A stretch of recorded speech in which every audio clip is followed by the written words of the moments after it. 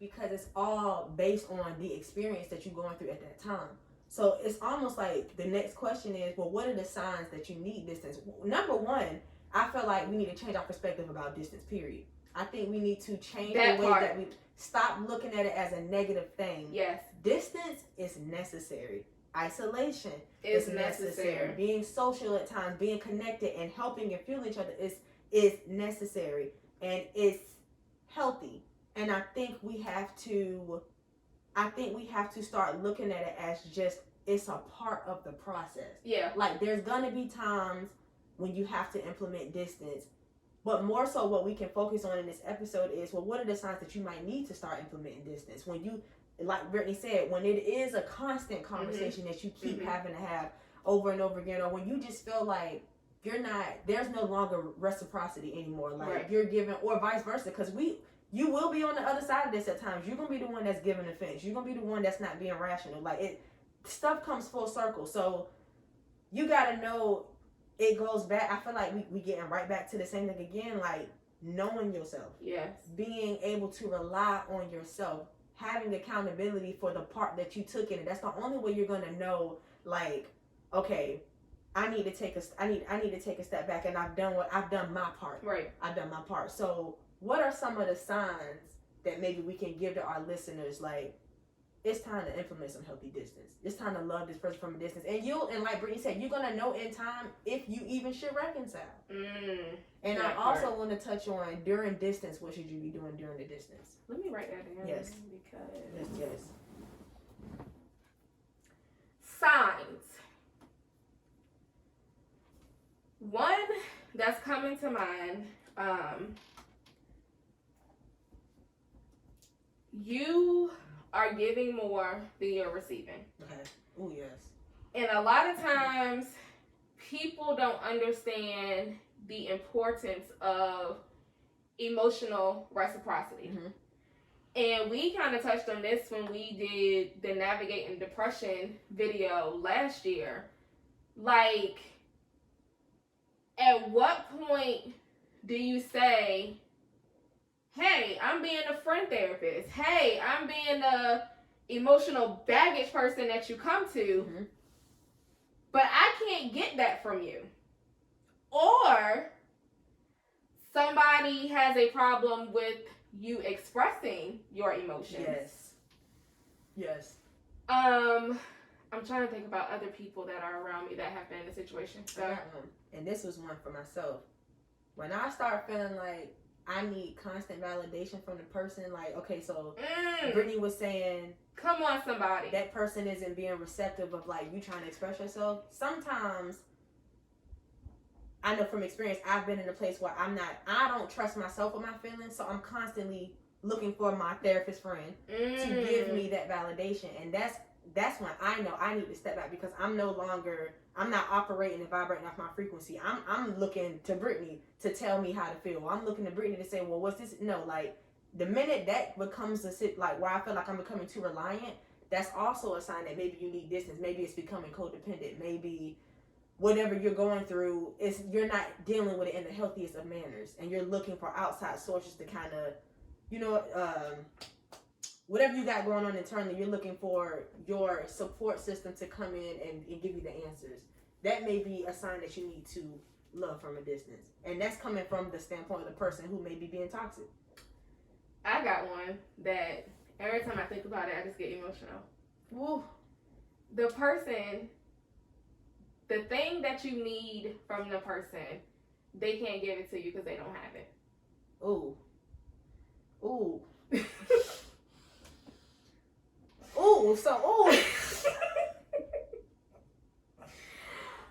I just feel so much emotion. And this is a hard pill to swallow for me, and I know it's a hard pill to swallow for other people. When you communicate that you need something, or this is what you feel like your relationship, your friendship is lacking, and they blatantly tell you, I can't do that. That's not me. I don't have that to give to you. That's not in my personality. I didn't have XYZ as an example, so that is foreign to me. So at what point do you as a person take responsibility for yourself to say, okay, you can't give that to me, that's fine, but I need it. Mm-hmm. So at what point do you make the decision to say, there's nothing for us to keep fighting about, because now we've come to this understanding, you don't have it. And I need to be okay with, either I need to be okay with you not having it, or I need to go about my business. Exactly. Because we're going to keep fighting about this same thing, even though you told me I can't give you that. I don't have it in me to give it to you. That's not a bad thing. They're being honest. That's another point. Yes. Most of the times people are honest with us. We just don't listen to it. Because in our head, no, this is my best friend. No, this is my cousin. No, this is my family. This is my boyfriend, my lover, my husband. And so we feel like because of it's almost narcissistic to feel like you can shift what somebody's telling you or what somebody's bringing to you. Oh, God, y'all. So at one point, like Brittany said, do you take accountability for the fact that these people have shown you who they are, and they have told you time and time again, but because we don't want to let go for selfish reasons. At one point do you say, okay, like I need distance. They've been honest, and I need to put that distance in between us. Yeah, I think that's a big one. Oh my goodness. Like a sign is ignoring the signs. Like they're there. Yes. They're usually there. Sometimes it's people that I've seen this a lot in family. There's like disrespect, like no regard for privacy. So like entitlement. A lot of being put in situations that either embarrass us or make us feel like, well, I gotta do X, Y, Z. I'm obligated because we share DNA. I feel like that's another sign. When you are constantly in situations where, the same family member is disrespecting you, they're causing you a lot of stress, because you're the person that everybody goes to, that doesn't make it right. Because everybody knows you're going to show up and fix stuff, that don't mean you got to. Like, even them putting that obligation on you to be the fixer is a sign that you need to put distance. Because at what point do you say, I got my own damn life? I can't fix yours and mine. Like, I can't be responsible for your shit and my shit. So I also think that little subtle stuff of playing those roles in family dynamics is another sign that you need to like back up, reassess, and then if you have to put distance in, then put distance in. But the signs are usually there because they're going to keep showing up. It's not usually a one-time thing. It's usually like shit that happens over and over again. I agree. Whew. I had just wrote down. God, it left me. But I put something about being dependent. I feel like all this kind of just ties into learning how to be dependent and rely on yourself, so that when these moments come, when it is time, because like we said, it's not really a rule book. It's not really like nothing you can go by and be like, okay, this is how you do it. But when the energy is there, that you can feel when stuff is off. Like you can feel when it's just no longer working, when it's meshing. And when you walk in the room with that person, you can, like, I'm telling you, like we are energetic beings, and you can tell whether we suppress it or not, it's there. But relying on yourself and being dependent on yourself allows for even distance and separation to just flow. Like I feel like you can get to a point where it's not going to always be perfect, but if you're always bringing it back to you and not letting whatever the offense is or making it about what this person did to me and constantly looking at, did you do your part? And being self-accountable, distance doesn't feel so bad. It just becomes a part of life. And I feel like, I think that's the gist of where I'm trying to go with this. Like, loving somebody from a distance is gonna happen. I feel like it's a part of connections, and we have to start embracing it as healthy, number one, and two, as just part of the journey. You know what that is though? That's ego. Yes. Because if you think about it though, a lot of times when people implement boundaries, it's really not always about the other person. Exactly. Now, granted, things happen that, make somebody uncomfortable, they trigger somebody, which leads to the boundary. But it's not about you. It's really about the other person and this boundary that they want. But we here, we as human beings here, you don't want to talk to me.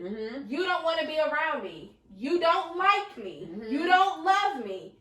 And it's like we missed the message all because somebody asked or wanted to put a boundary in. So it's just kind of like a lot of times, just like you said, we really do have to be self-accountable in multiple ways and see the situation or the boundary for what it is and being okay with that. It's not about, especially if the person didn't tear you down or, they won't, cussing you out. Like, literally ask for a boundary to be put in place. Because, hell, I've done it.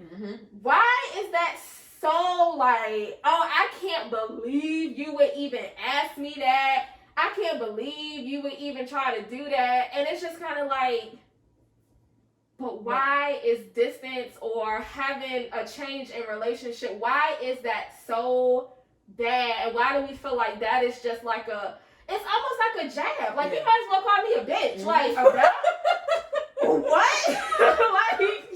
What? A boundary? Like, yeah, what? Like, our ego is so big. It's just like any change in dynamics is like an insult. It's like, how dare you? And it's fear too. Because we look at it as a loss. We feel like we're losing something. Oh my God. And like Brittany said, like we make it about us.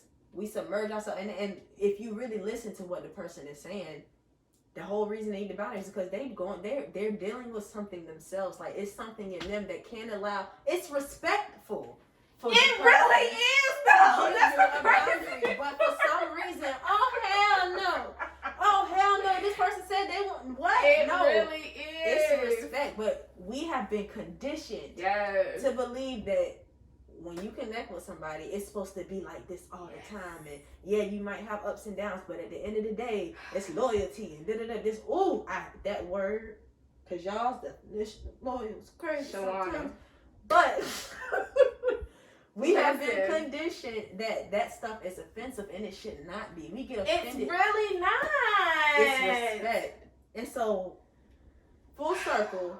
Y'all, loving people from a distance is a respect thing, and I feel like it's something that we really have to start embracing. Like, we really have to embrace it. We have to normalize the fact that, and that's why I said in the beginning, there are going to be points in life where things happen, and it's just like, I don't really know what's happening right now, but something is off.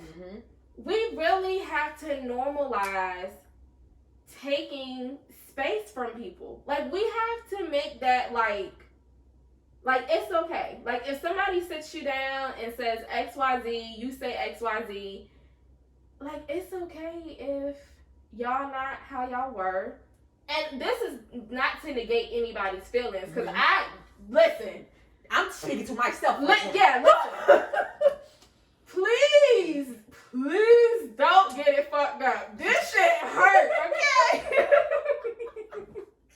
Let me throw that out there. I'm not saying this is a cakewalk. I am saying, like, it just happens. It's a part of life. We change, people change, life circumstances makes us change.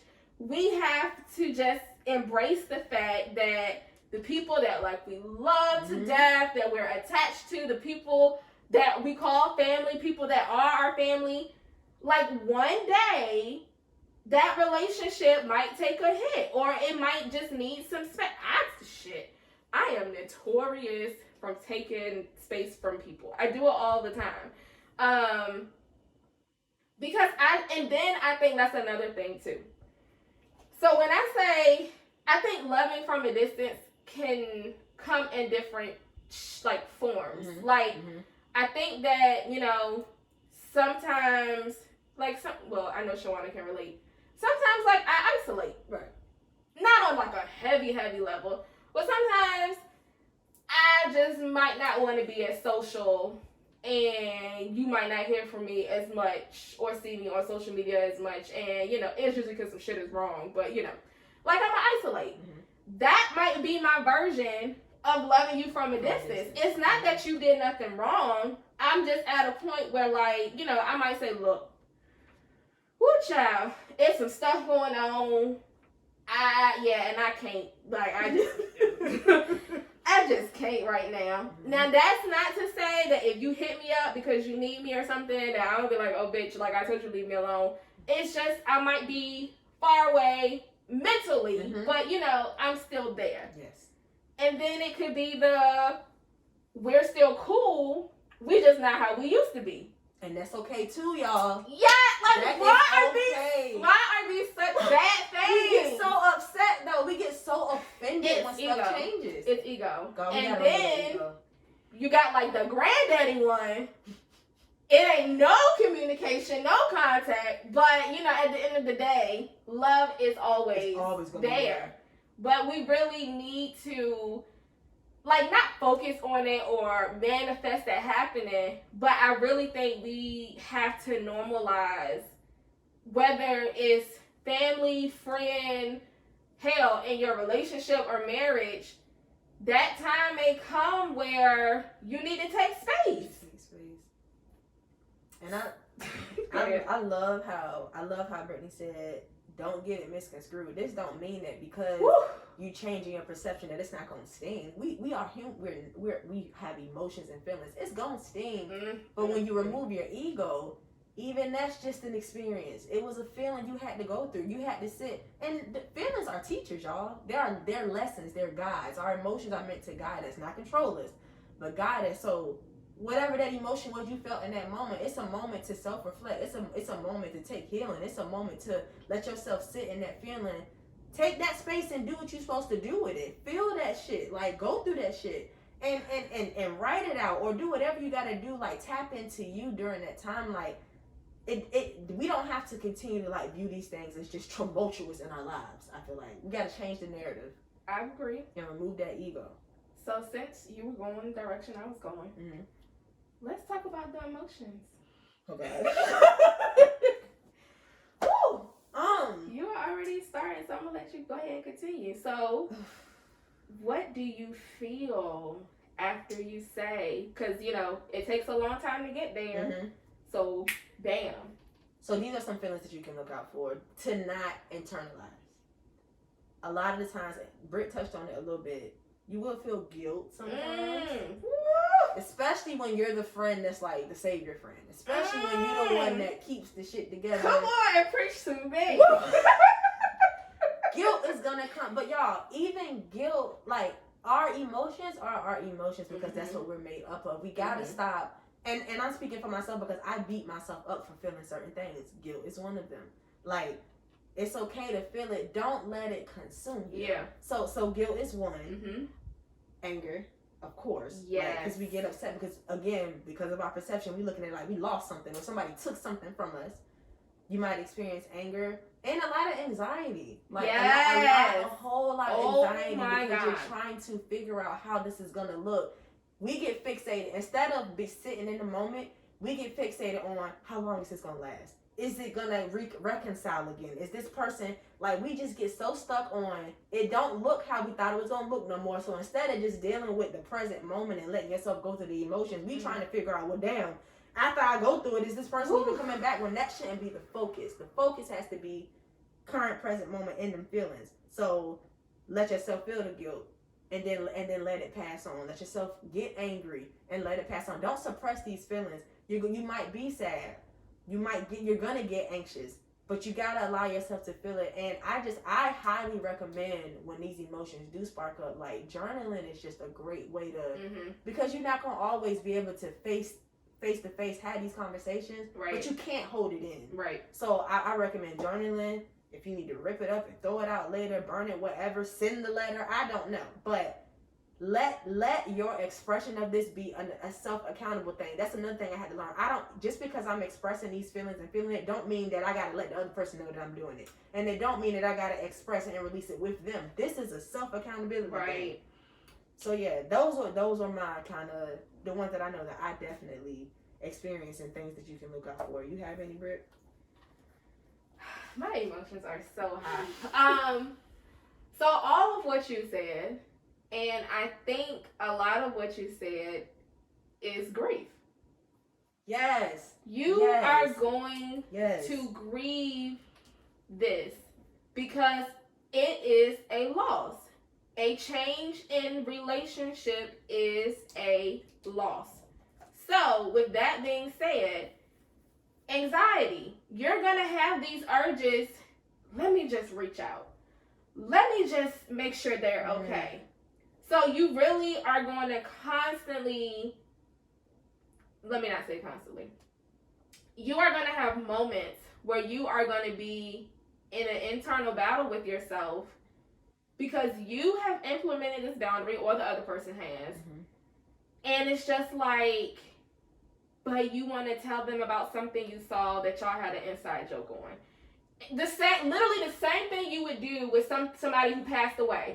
You're going to have these moments where something happens that's good and you're going to want to call and say, oh my God, I got the job or whatever. Like any moment that you have with a person that is deceased that's close to you, it's literally like the same exact thing. You have a bad day. You feel like this person is going to understand. You're going to want to call them and say, oh my God, this happened to me. I didn't know who else to call.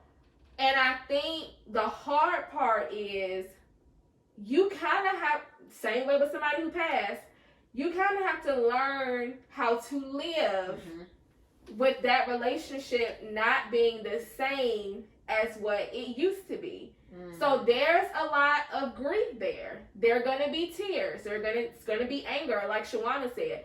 There's going to be a lot of, maybe if I would have did this, maybe if I would have waited, it's going to be a lot of regret. A lot of regret. But like Shawana said, I think journaling helps too. Like I have written letters to people they're never going to see. I just needed to get my feelings out. But at that present time, and my therapist, oh Lord, thank you for my therapist. Because I have had some conversations with her about people because I literally just felt like, but was I wrong? You always like, but could I, shoulda, woulda, coulda, like, it's just going to be a lot of questioning of yourself.